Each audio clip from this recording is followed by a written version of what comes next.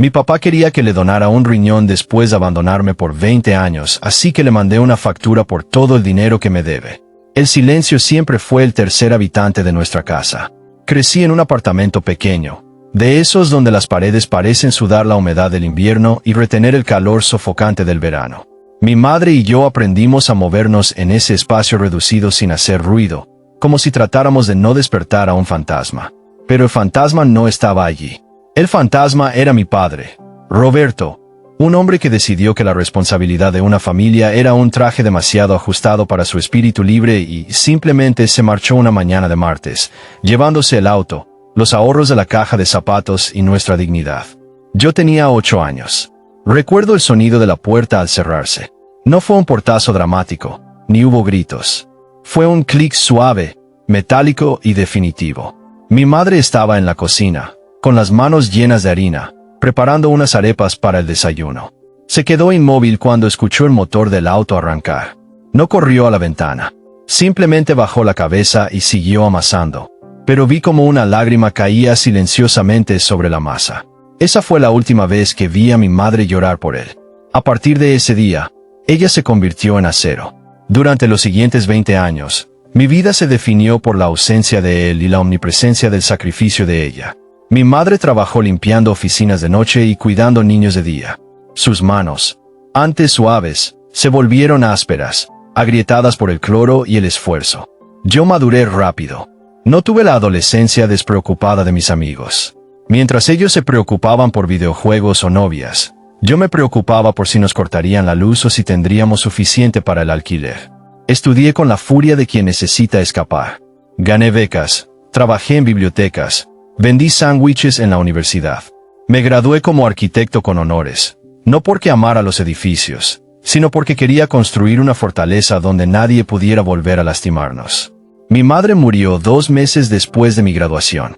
Un cáncer silencioso y rápido, probablemente alimentado por años de estrés y mala alimentación. En su funeral, éramos pocos. Miré hacia la puerta de la capilla varias veces, con una esperanza estúpida e infantil, pensando que él aparecería. Pero Roberto nunca llegó. ¿En hay una carta? ¿En hay una flor? Nada. Enterré a mi madre. Con ella, enterré cualquier rastro de compasión que pudiera tener hacia el hombre que nos abandonó. Ahora, a mis 28 años, mi vida es impecable. Tengo mi propia firma de arquitectura, un apartamento con vista a la ciudad donde el silencio es un lujo y no una condena, y una cuenta bancaria que me permite dormir tranquilo. He diseñado mi vida con líneas rectas y materiales sólidos. Sin grietas, sin sorpresas. Hasta que la semana pasada, mi secretaria anunció que un hombre sin cita insistía en verme. Dice que es familiar suyo, arquitecto, me dijo ella por el intercomunicador, con voz dudosa. Sentí un frío en el estómago, una premonición antigua. Hazlo pasar. Cuando la puerta se abrió, casi no lo reconocí. El hombre que entró era una versión marchita y gris del recuerdo que yo tenía. Estaba delgado, casi esquelético. Su piel tenía un tono amarillento, como pergamino viejo.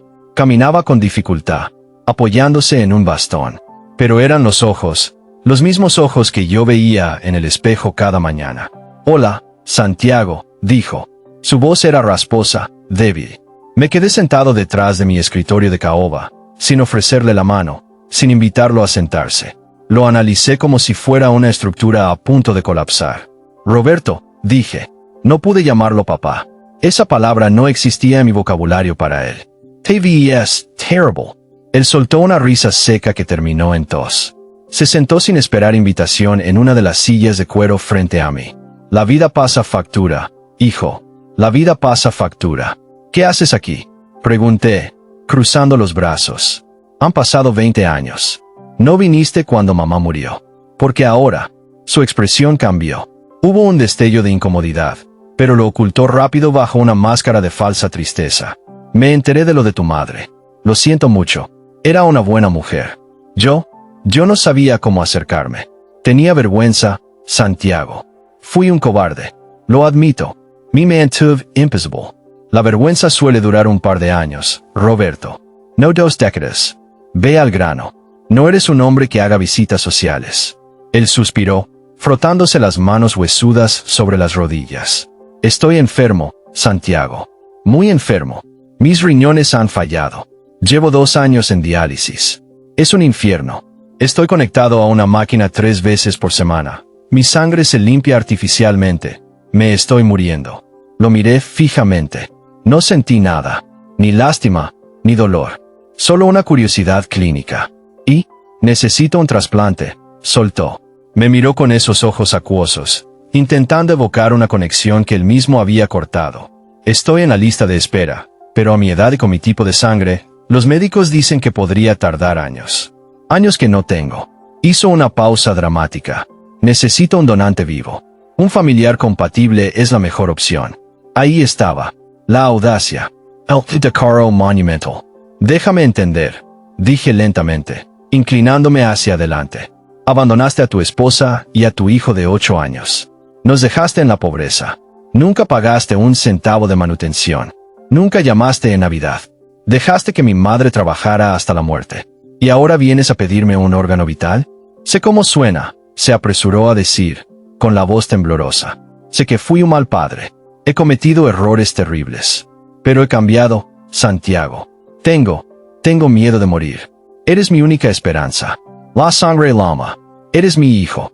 ¿Dejarías morir a tu propio padre? Me recosté en mi silla, observándolo. Podía echarlo en ese mismo instante. Podía llamar a seguridad y sacarlo a la calle. Eso hubiera sido lo lógico. Pero mientras miraba su rostro suplicante, una idea comenzó a formarse en mi mente. Una idea oscura, fría y perfectamente simétrica. La venganza no es un plato que se sirve frío. Es un proyecto que se diseña con precisión. ¿Qué te hace pensar que soy compatible? Pregunté, suavizando mi tono solo un poco. Sus ojos se iluminaron. Vio una grieta en mi armadura. Tenemos el mismo tipo de sangre. Lo recuerdo de cuando naciste. Y genéticamente, las probabilidades son altas. Solo tendrías que hacerte unas pruebas. Me quedé en silencio un largo minuto, tamborileando los dedos sobre el escritorio. Dejé que sudara. Dejé que la esperanza creciera en él como un tumor. Está bien, dije finalmente. Me haré las pruebas. Roberto lloró. Lágrimas reales, creo, pero de alivio egoísta, no de gratitud genuina. Gracias, hijo. Gracias. Sabía que en el fondo eras un buen hombre, mejor que yo. Durante las siguientes 3 semanas, interpreté el papel del hijo pródigo que regresa para salvar a Patriarca. Fui con él al hospital. Me sometía a análisis de sangre, escáneres, evaluaciones psicológicas. En cada visita, veía cómo Roberto recuperaba el color. No porque su salud mejorara, sino porque su ego se alimentaba de mi sumisión. Empezó a hablar del futuro. Cuando me recupere, podríamos ir a pescar, decía mientras esperábamos en la sala de consulta. Siempre quise enseñarte a pescar. Claro, respondía yo. Eso suena bien. Tengo algunos proyectos de negocios en mente, decía otro día. Con tu capital y mi experiencia, podríamos hacer grandes cosas. Ya estaba planeando cómo gastar mi dinero. Típico. Los resultados llegaron. Era compatible. Un candidato perfecto. Los médicos estaban extasiados. Roberto estaba eufórico. Programaron la cirugía para dentro de 5 días.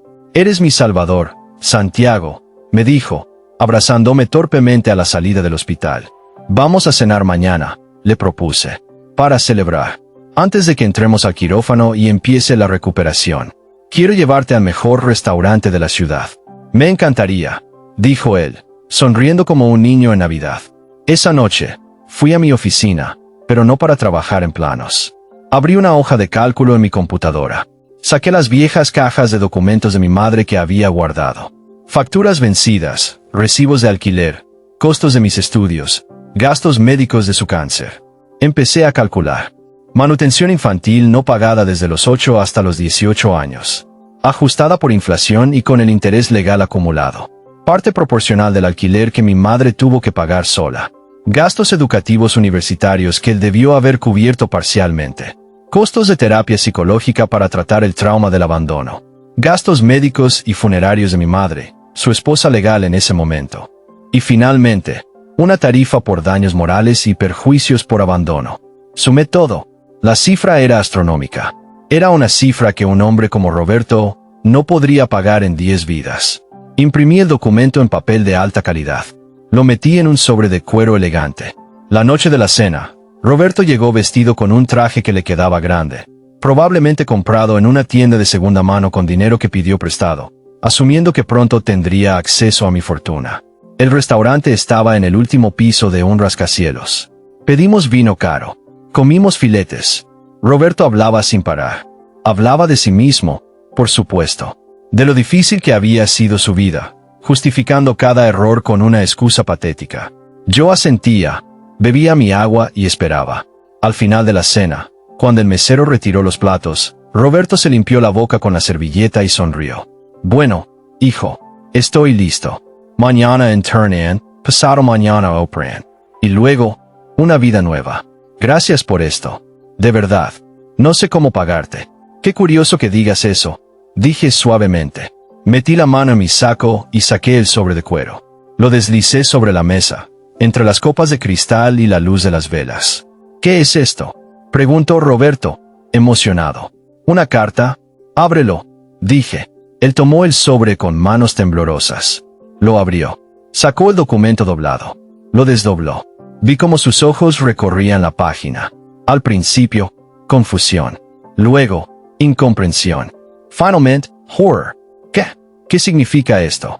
Tartamudeó, mirando la cifra final al pie de la página.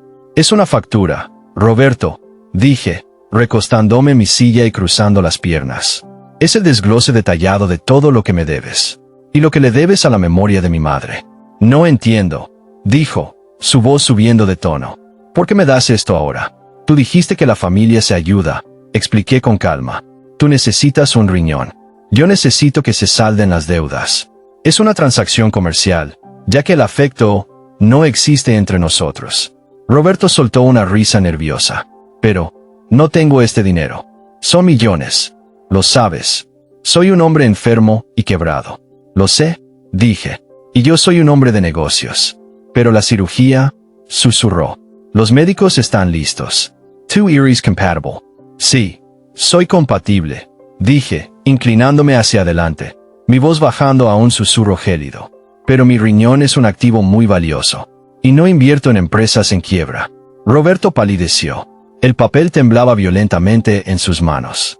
¿Me estás diciendo que no me lo vas a dar? Te estoy diciendo que el precio de mi riñón es el pago total de esa factura. Señalé el papel. Si puedes depositar esa cantidad en mi cuenta mañana a las 9 de la mañana, estaré en el hospital. Si no, bueno, supongo que tendrás que seguir esperando en la lista. Me vas a dejar morir. Gritó. Algunas personas en las mesas cercanas voltearon a mirar. Eres mi hijo. No puedes hacer esto. Es asesinato. No, Roberto, dije, levantándome y abotonándome el saco. Asesinato fue lo que hiciste lentamente con mi madre, dejándola trabajar hasta que su cuerpo se rindió. Asesinato fue matar la inocencia de un niño de 8 años que te esperaba en la ventana. Esto es simplemente justicia poética. Santiago, por favor. Empezó a llorar, pero esta vez eran lágrimas de terror puro. Tengo miedo. No quiero morir. Lo miré desde arriba. Por primera vez en mi vida, él era el pequeño y yo el gigante. El miedo que sientes ahora es el mismo miedo que sintió mi madre cuando vio el refrigerador vacío.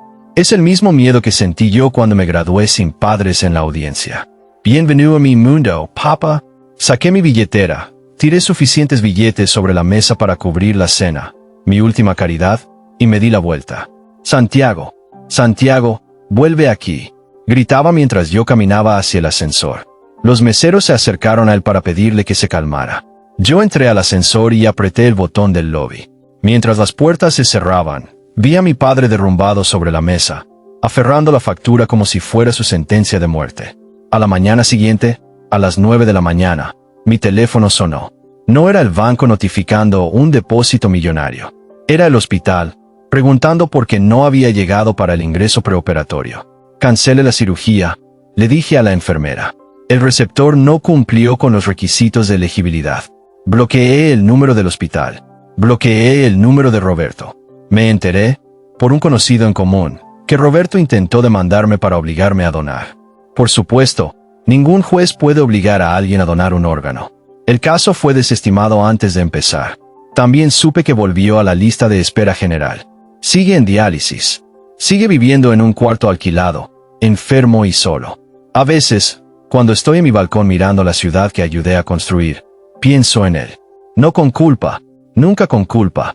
Pienso en mi madre y en cómo, finalmente, he cerrado la cuenta que él dejó abierta hace 20 años. Mi riñón se queda conmigo. Mi dinero se queda conmigo. Y mi paz, esa que tanto me costó construir, es finalmente mía. El silencio en mi apartamento ya no es un fantasma. Es una victoria.